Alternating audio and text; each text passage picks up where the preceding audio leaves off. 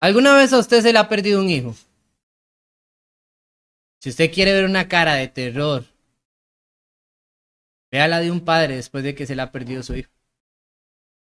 No sé, realmente nunca lo he vivido. No me ha sucedido, gracias al Señor. Pero mi pobre madre tuvo muchas malas experiencias con mi persona en la infancia. No me perdí, puesto que aquí estoy. Pero sí hubo muchas veces en las que lamentablemente mi inquietud como niño crearon para mi mamá ciertas situaciones difíciles. Debo decir, de desesperarse grandemente, ya que en varias ocasiones tenía la costumbre de esconderme y esperar que alguien me encontrara en los lugares más recónditos y las situaciones menos oportunas. Por ejemplo, íbamos a la playa y yo me enterraba bajo la arena y esperaba que alguien llegara a buscarme y solo dejaba mi nariz afuera. Ustedes podrán imaginar a mi madre buscando. Y un caso, el último caso que recuerdo, fue cuando vivíamos acá en la zona de San Carlos y yo era un pequeño. Me fui con unos amigos, dizque a ir a un lugar oculto, y terminamos por allá rayando con carbones. Me había ido desde temprano y cuando regresé ya estaba oscureciendo. Como un niño, no tenía la percepción de lo que estaba sucediendo porque lamentablemente mi forma de ver las cosas era diferente. Pero cuando llegué, tuve que ver la cara del terror de mi mamá, que no sabía si enojarse, reír, gritar, llorar o qué cuando me vio. Y lo único que sentí fue un abrazo, como si una boa me hubiera agarrado y me hubiera prensado para tragarme. Y me decía, ¿dónde estabas? Claro, como un niño, yo respondí, andaba jugando con mis amigos. Y vi la cara de mi madre llorando, perturbada porque llevaba muchas horas desaparecido. La policía me andaba buscando, mi padrastro me andaba buscando. Mi mamá no se movía a la casa por si el teléfono sonaba para ver dónde estaba. Las vecinas, los vecinos, todos me andaban buscando. No solo a mí, sino a los otros niños desaparecidos. Es difícil, hermanos, cuando algo como esto sucede. Gracias a Dios no lo sé en carne propia, pero no necesito llegar a ese punto para entenderlo. De lo que hoy vamos a hablar tiene que ver con una circunstancia similar y tiene que ver con aquel detalle en cuanto a lo que puede sentir Dios cuando nosotros nos desaparecemos, cuando nosotros nos alejamos, cuando nosotros somos hijos e hijas perdidos. Hoy quiero que me acompañen porque vamos a hablar de la parábola del hijo pródigo. Si usted me acompaña a Lucas capítulo 15, donde estará nuestro texto en esta mañana, verá que después de ciertas parábolas, en el versículo 11 del capítulo 15, va a empezar una de las parábolas más grandes que hay. No es la más grande, pero es una de las más grandes.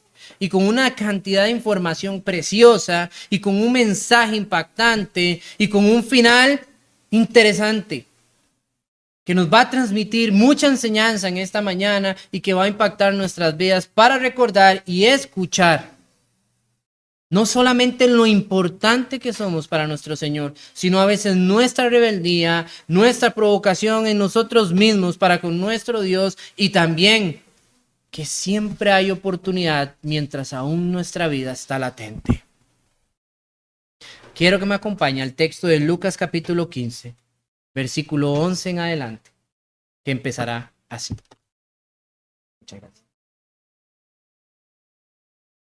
También dijo, un hombre tenía 2 hijos. Y me quiero detener aquí, hermanos, porque la mayoría de las personas enfoca esta parábola solamente al pensamiento del extraviado.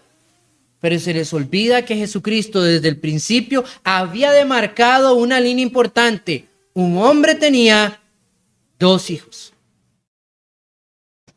¿Por qué mencionar al segundo si no fuera importante? Aún más, ¿por qué darle un final, un desenlace a esto si no fuese importante también lo que pasa con el otro hijo? Pero note usted que en los pequeños detalles vamos a poder tomar el enfoque de cada una de estas letras. Para nosotros van a tener hoy un mensaje importante. Y dice así, también dijo, un hombre tenía 2 hijos. Y el menor de ellos dijo a su padre: Padre, dame la parte de los bienes que me corresponde, y les repartió los bienes. Cuando usted ve el desenlace del suceso, no es nada anómalo. Hermanos, yo quiero que ustedes entiendan que según lo que decía Deuteronomio 25, del 17 en adelante, las reglas de la herencia, había constituido que todo lo que el padre de familia tenía iba a ser, tomado por herencia por sus hijos varones. Las mujeres heredaban de una manera distintiva, era diferente, ¿ok? Por eso había un dote, porque perder una mujer para un padre era perder algo realmente valioso en su hogar. Por eso el padre colocaba a veces dotes fuertes y pesados, porque no quería también dar a sus hijas por cualquier cosa, a menos de que el corazón de este hombre fuera, pues, desagradable ante su hija. Pero sin embargo, sus bienes propios y directos tenían que ser repartidos delante de sus hijos mayores. Coloca Jesús el parámetro de un padre que tiene solo dos hijos. Y según la ley de las herencias, el mayor tenía derecho a doble porción de la herencia. Así que la herencia de este hombre debía dividirse entre tres. Y entre esas tres partes, dos partes eran del mayor y la tercera era del menor, en igualdad. ¿Por qué? Porque realmente la herencia doble para el mayor era para que él se responsabilizara de su madre a falta de su padre. Por eso no hay problema de que aquí el hombre de la historia diera la parte de la herencia al menor. Al mayor sí hubiera habido un problema, porque el padre no ha muerto y él no se puede hacer responsable todavía de su madre. Porque esa parte de la herencia no era perteneciente exactamente al hijo, sino que pertenecía a la madre, pero era entregada al hijo mayor para que él la protegiera, la cuidara y la sostuviera hasta el día de su muerte. Si ustedes recuerdan un poco el parámetro de los hombres y las mujeres en el casamiento de aquel tiempo, los hombres por lo general tenían más edad que las mujeres. Y por eso era más seguro de que el esposo muriera antes y que la mujer quedara viuda. Y debía haber un soporte para ella. Y era la manera en la que estaba fundamentado. Por eso la historia, cuando usted ve, impacta para nosotros que nos dice el menor. El menor sí podía tener esa parte, pero sería algo también un poco, tal vez muy audaz de manera negativa de parte de este joven, ya que su herencia podía seguir creciendo, pero al pedirla ahora significaría que habría perdido todo lo que le correspondiera si las cosas crecían a futuro. Por eso el joven planta y le dice al padre, francamente, dame mi herencia ahora. ¿Qué habría llevado a un joven de ese tiempo a pedir a su padre la herencia? Bueno, cualquiera podría haber argumentado, sin saber todo lo que conlleva el texto más adelante, en que este joven posiblemente hubiera querido invertir o hubiera querido tener negocios propios y sacar adelante una nueva inversión en comercios y otros aspectos de su época. Sin embargo, lo que tenemos en el texto y la revelación de las cosas no nos llegan a ver una observancia sobre este hijo menor de una manera audaz, sino más bien triste y deprimente. Porque el despilfarro, hermanos, está al otro lado de la puerta. Dice la palabra del Señor, versículo 13. No muchos días después, juntándolo todo, el hijo menor se fue lejos a una provincia apartada y allí desperdició sus bienes viviendo perdidamente. Y cuando todo lo hubo malgastado, vino una gran hambre en aquella provincia y comenzó a faltarle. Ahora la historia presenta para nosotros una situación adversa, de la cual, déjenme decirles, nadie se escapa. Tanto el padre como aquel lado pudo haber estado propicio a esta situación. Pero no, nos dice que en esta provincia que él está ahora, es donde está sucediendo. El joven, recapitulando, ha pedido su herencia. Ha venido a una provincia apartada de donde él vivía, o sea, era un lugar nuevo. No conocía a la gente que había, no conocía la maldad de sus corazones, las artimañas, los trucos, las tretas. Es como que usted quiera agarrar todo su dinero e irse a vivir a Francia. ¿Sabe qué? Es totalmente diferente. ¿Usted sabe que en Francia prefieren que le hablen en español antes que en inglés? ¿Usted sabe que en Francia en cada esquina hay personas que están dispuestas a estafarte? Ah, no, pero es la ciudad del amor. Usted a veces puede irse convencido de una idea de algo atractivo, pero termina viendo la realidad de otra cosa. Y esto es lo que le pudo haber pasado a este joven. Quería todo su dinero, su herencia, porque era buena y sabía que yéndose a estos lugares iba a poder aprovechar de muchos lujos, de muchas cosas que no habían en sus tierras. Hermanos, la curiosidad. Definitivamente la curiosidad nos puede llevar a lugares muy oscuros, a situaciones que no deseamos, porque uno dirá, ¿qué se siente? Mira, pero toda mi vida he sido cristiano, ¿y qué pasaría si? Mira, yo volví al mundo, sí, pero aquello nunca lo probé. ¿Qué pasa con esto, con aquello? No me va a sobrepasar, yo soy más fuerte. Cuando jugamos de ser personas intrépidas, no se cumple en nosotros lo mismo que Pablo dijo allá en 1 Corintios capítulo 10. El que esté firme, mire que no caiga. Es triste, porque este joven no solo toma todo el fruto y esfuerzo que su padre había sacrificado a través de su vida y lo despilrama, sino que también está despilramando todo su sustento de vida.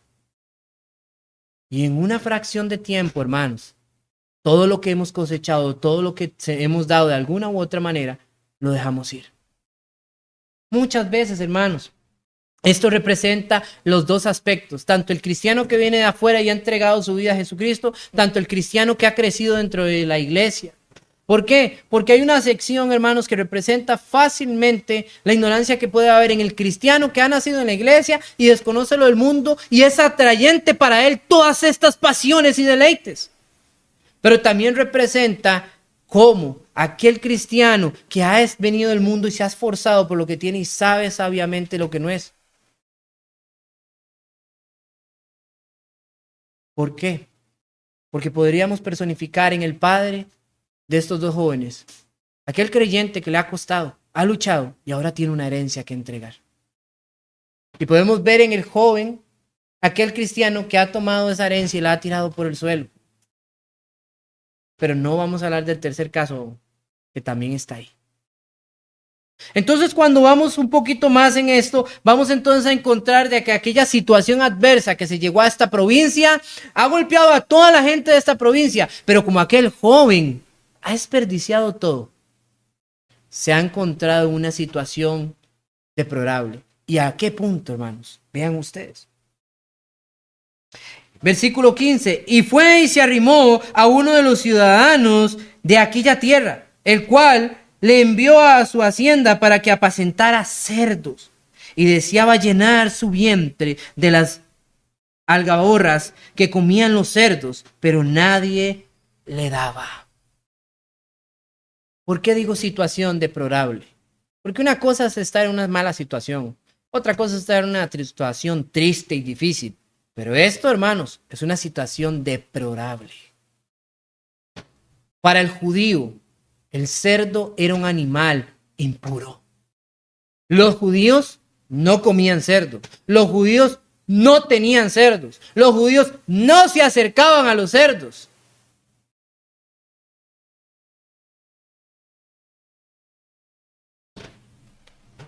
Para los judíos, simplemente el decir cerdos ya era una parte negativa en su precepto ideológico de mente por causa de lo que Dios había mandado en el Antiguo Testamento. ¿Y cuál era el problema? Si había muchos otros alimentos que también eran impuros. Es que la parte de ingerir o la ingesta del cerdo, del alimento porcino, era bastante grande en el mundo conocido del judío. Pero no en el de ellos, sino en el mundo circundante, ya que muchas de las otras naciones criaban cerdos. El cerdo es fácil, hermanos. El cerdo usted le da cualquier porquería y él se la come. El cerdo usted lo tiene y se mezcla y se embarra y ahí está. El cerdo no tiene tanto cuidado más que darle lo necesario que coma. Aún más, si entre más quedito lo tenga usted y comiendo ahí quedito y encerrado, el cerdo sigue creciendo y engordando y dando más carnita para el chicharrón. No se antojen. Entonces, lo que sucede con esto es que era un animal fácil de reproducir, de criar y de llevar a cabo para la matanza e ingesta. Sin embargo, no así en el caso de los judíos.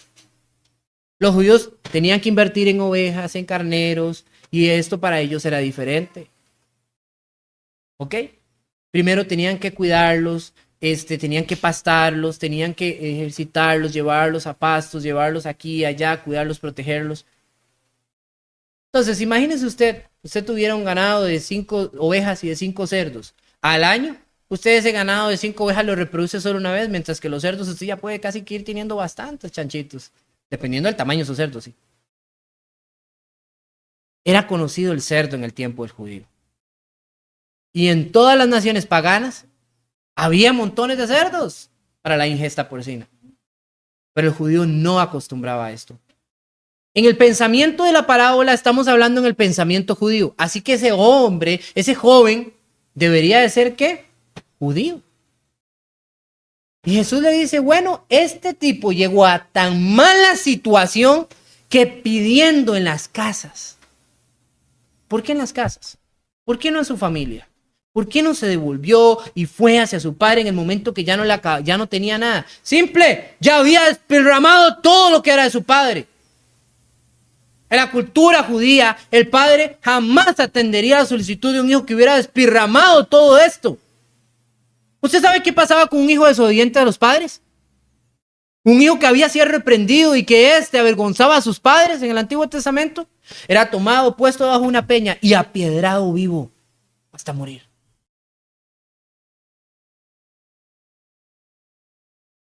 No nos asustemos, ¿verdad? El hijo desobediente es vergüenza para sus padres. Y eso es algo importante entender por qué. Porque la palabra del Señor vive hablando de que más bien la bendición de Jehová son los hijos en la juventud. Ya que los hijos deberían de representar la fuerza de la familia. Los hijos deberían representar soldados, implacabilidad, una muralla. Cuando la familia tenía más aljaba de hijos, era más fuerte, era más grande, había más para trabajar, más para dar a la familia, más para invertir en el sustento propio. Pero ¿qué pasaba cuando alguno llegaba, tomaba lo que era su parte e iba y lo despilfarraba con prostitutas, en vagancias, en alcohol, en drogas, en todo lo que pudiera haber en aquel tiempo? Porque sí habían drogas. Era vergüenza. Así que la primera opción para este joven no era eso. Así que él fue y prefirió ir a buscar pedir un trabajo o ir a buscar cómo alguien lo sustentara, le diera, a no ir a casa de sus padres en primera instancia. Así que en la reflexión de lo que sucede, dice Jesús que este hombre terminó encontrando un trabajo. ¿Y era qué? Apacentar cerdos. ¿Usted sabe qué tan despreciable era para este joven ese trabajo? Qué tan humillante, qué tan repulsivo debía de ser. Primero porque ya ir a apacentar cerdos no es nada cosa agradable. Vaya usted, esté ahí con los cerdos, ¿ah?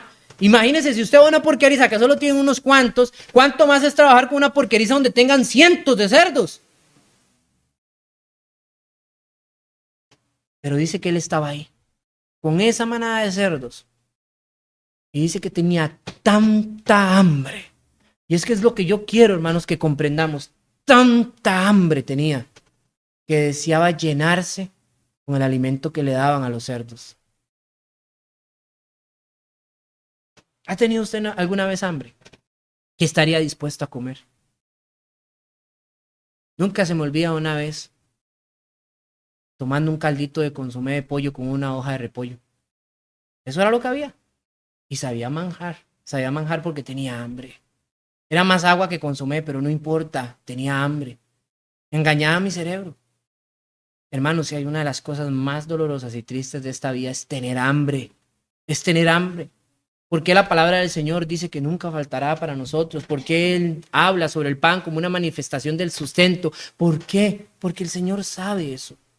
Y puso al mismo Jesucristo en una prueba tan intensa como tener hambre 40 días y 40 noches. Mateo capítulo 4. Para demostrarnos a nosotros que ni aún algo como eso detenió al Señor. Y a usted y a mí a veces no hay ni 3 días que ya, ay no, tengo hambre. El Señor no lo detuvo su amor por nosotros 40 días y 40 noches.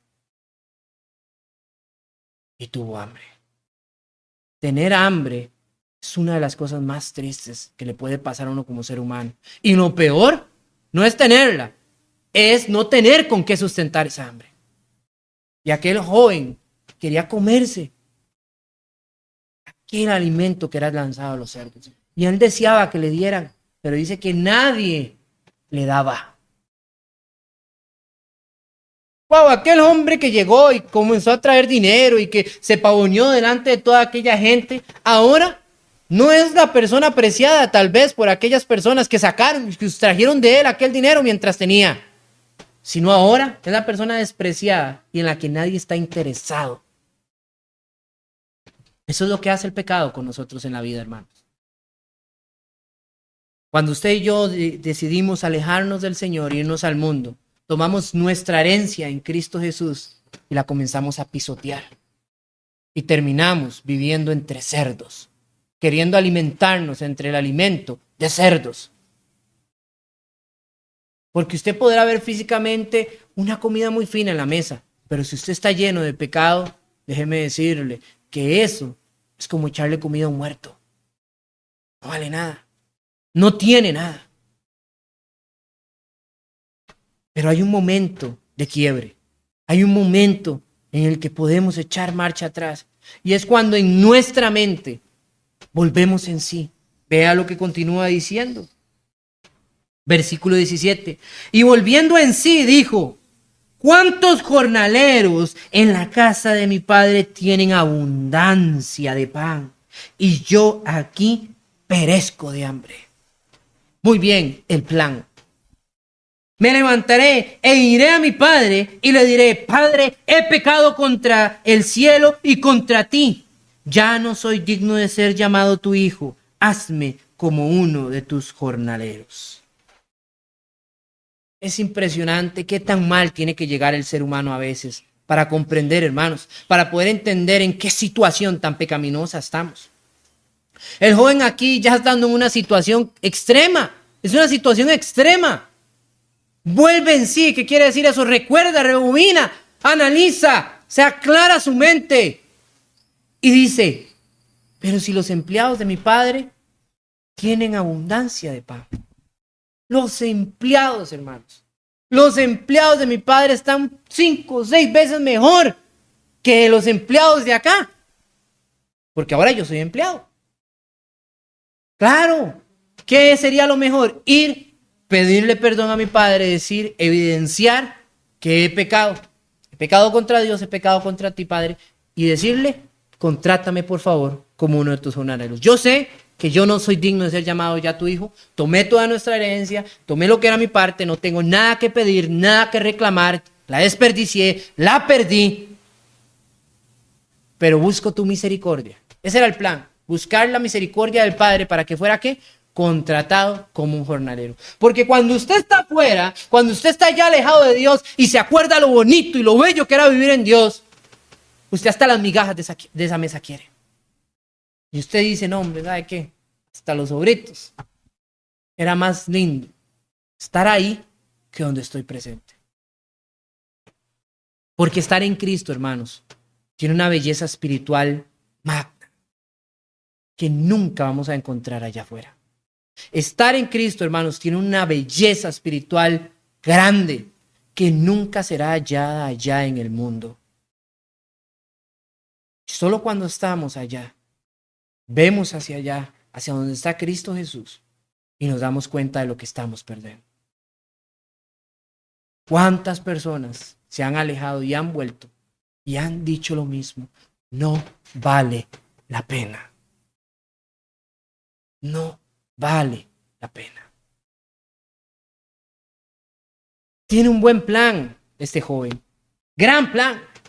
De verdad que tiene toda la razón. Y está pensando muy bien. Qué dicha que ha vuelto a recapacitar. Pero ahora tenemos a este joven en acción. Y veamos lo que continúa diciendo. Versículo 20. Y levantándose vino a su padre, y cuando aún estaba de lejos, lo vio su padre, y fue movido a misericordia, y corrió y se echó sobre su cuello y lo besó. Qué lindo sonó eso, ¿verdad? Pero qué lindo va a sonar ahorita, cuando analicemos realmente lo que está pasando aquí. Usted sí se acuerda de que este joven había perdido todo. O sea, ese joven no tenía nada. Nada, dice que lo perdió todo. La palabra del Señor no dice todo y queda algo, no, es todo. Así que lo único que le quedaba seguramente era ¿qué? Lo que andaba puesto. ¿Y dónde fue la última vez que vimos a este joven? Entre cerdos. Vaya usted 15 minutos en una porqueriza y me dice cómo sale de ahí. 15 minutos. Yo no sé cuánto tiempo llevaba este joven trabajando con los cerdos. Venía con hambre, venía con su cara seguramente flaca, flácida. ¿Por qué? Porque tenía hambre, no había comido en días. Venía todo hediondo, lleno de excremento de cerdos. Venía oliendo mal. Su cabello, su barba, todo, ¿cómo venía? Descuidado. Su ropa venía entera, no creo que viniera entera. Tenía que haber dado un buen camino, cansado. Así que dice que su padre lo vio desde lejos. Desde lejos su padre lo reconoció, hermanos. Es que el Señor siempre nos reconoce. No hemos salido de su mirada. Somos nosotros los que no queremos entender eso. Y el padre aún de lejos lo reconoce y dice que movido a misericordia. ¿Por qué movido a su misericordia? Porque es su hijo. Y ningún padre se alegraría de encontrar a su hijo en tal estado. He aquí donde viene un detalle impactante. Y dice que el padre corre. No dice el padre fue a llamar, el padre... No. El padre corre. ¿Por qué? Porque en él había arrepentimiento, porque en él había un corazón hecho destrucción por dentro, pero lleno de tristeza, con el deseo de reconciliarse con su padre, con el deseo de volver a tener aunque sea un poquito de lo grande y hermoso que en algún tiempo había vivido. Tenía un corazón justo y preparado ya para recibir misericordia. Y dice que su padre corre a él.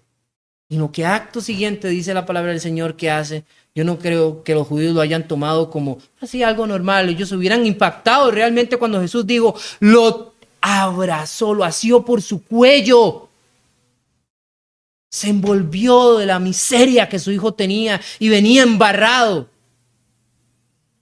Lo envolvió con sus brazos y dice que aún así lo besó. Lo besó, hermanos. Y eso es lo que Dios hace cuando en nuestra vida nos hemos descarriado, pero nuestro corazón está atento y presto para devolvernos. Cuando hemos hallado en nosotros profundamente el arrepentimiento y queremos caminar en pos de nuestro Señor nos abraza, hermanos y amigos. No importa en la miseria que nos hayamos inmiscuido, el Señor desea que volvamos a casa. Y Él nos abraza con un abrazo fuerte y lleno de amor. Y nos besa para demostrar su aprobación, para demostrar su afecto, para demostrar que nos ama.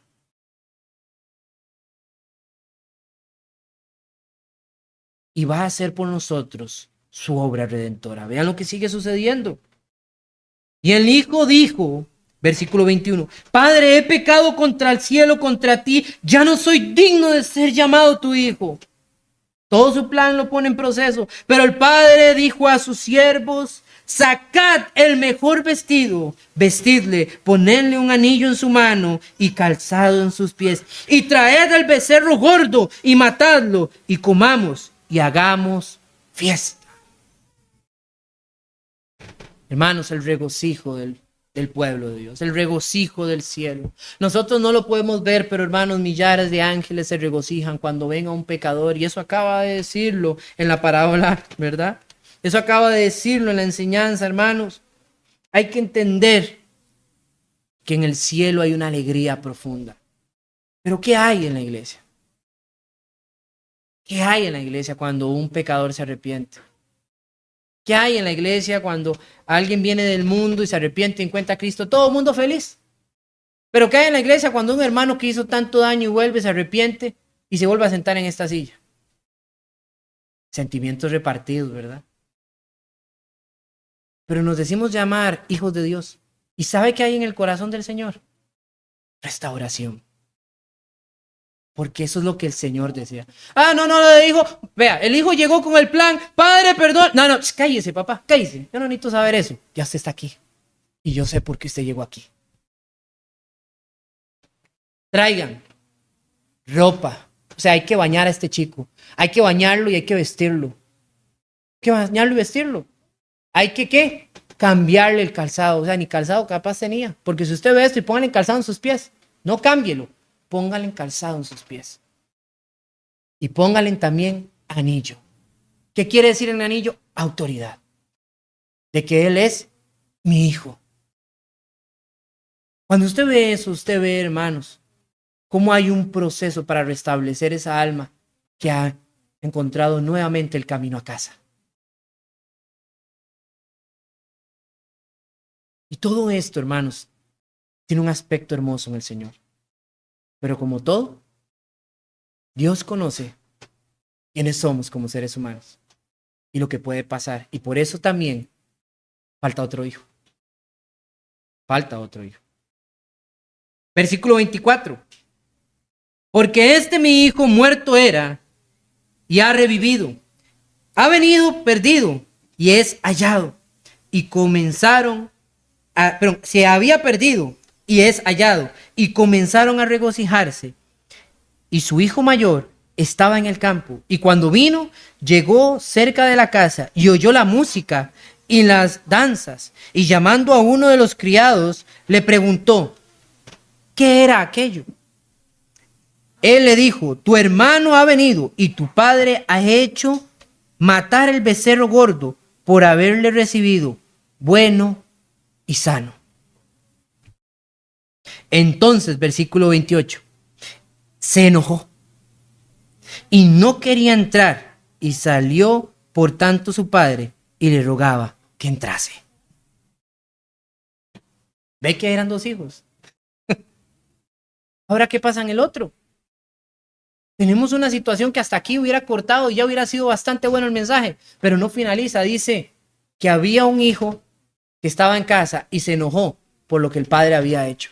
Claro, dice el hijo, muy bien. Yo estoy aquí matándome, trabajando, siempre invirtiendo. Papá ha sido duro y severo conmigo, pero este bandido llegó, pidió herencia, se fue todo irresponsable, se la gastó, ahora viene. Y papá lo recibe con bombos y platillos. ¿No es justo? ¿No es justo? ¿Cómo es la cosa así? ¿No es justo? ¿Por qué no es justo, hermanos? ¿Quién dice lo que es justo? ¿Usted, yo o el Señor? ¿Ah? ¿No hallamos que en la justicia del Señor nadie ha dejado de tener pecado y no por ello Cristo Jesús su sangre la ha vertido? ¿Qué consideramos justicia? Porque la justicia del hombre es vana, hermanos, y pasajera, mas la justicia del Señor permanece para siempre. Y en eso el Señor no se equivoca. ¿Qué pasa, hermanos? Que dar amor a una alma perdida, restablecer su vida, ¿tiene algo realmente de malo? ¿Qué pensamos que ha sido puesto nuestra herencia en duda por causa de la llegada de otro? No, hermanos. Vean lo que continúa diciendo el texto. Mas él respondiendo dijo al padre, he aquí, tantos años te sirvo, no habiéndote desobedecido jamás, y nunca me has dado ni un cabrito para gozarme con mis amigos. La recriminación. Pero cuando vino tu hijo, que ha consumido tus bienes con rameras, has hecho matar el becerro gordo. ¿Tenía razón de ponerse enojado? A la perspectiva, sí.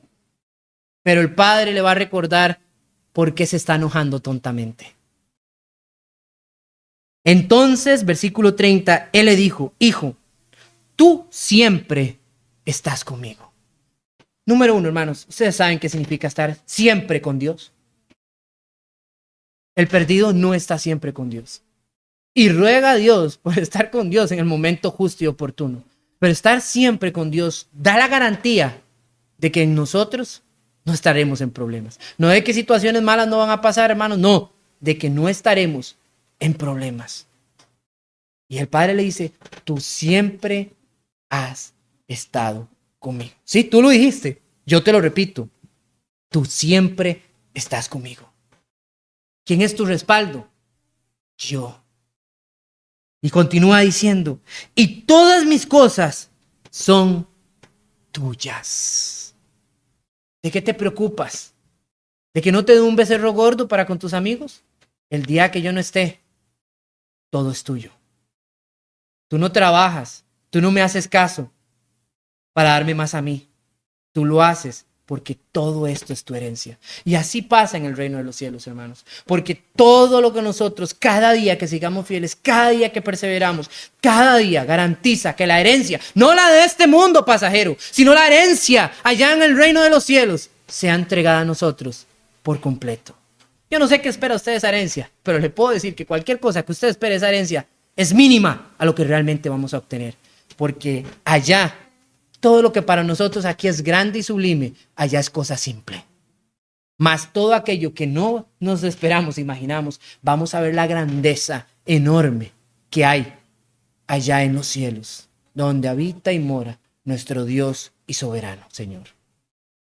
Y finaliza el texto diciendo, mas era necesario hacer fiesta y regocijarnos, porque tu hermano, era muerto y ha revivido, se había perdido y ha sido hallado. La lección del hijo pródigo, hermanos, no es una lección unilateral, sino bilateral. Es una lección tanto para el que se aleja de Dios y se pierde, como para el que está en Dios perseverante. Para aquel que debe saber que en algún momento de su vida sería pronto lo mejor que pudiera suceder, el entender qué tan mal está, como para aquel que está aún en el camino del Señor y persevera, esperar el reencuentro y la llegada de su hermano perdido.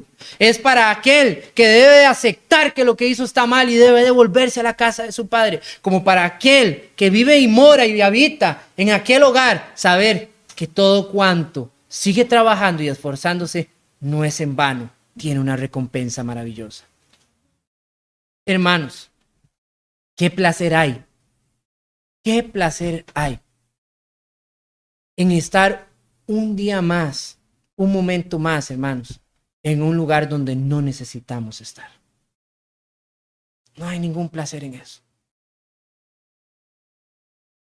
Pero qué placentero, hermanos, es estar en el lugar correcto, en el momento justo y de la manera buena y precisa. Vivimos en el reino de Dios, hermanos. Vivimos en el reino de los cielos. No estamos en las moradas celestiales, estamos en las terrenales. Algún día llegaremos allá, pero mientras tanto, no nos cansemos. No nos cansemos.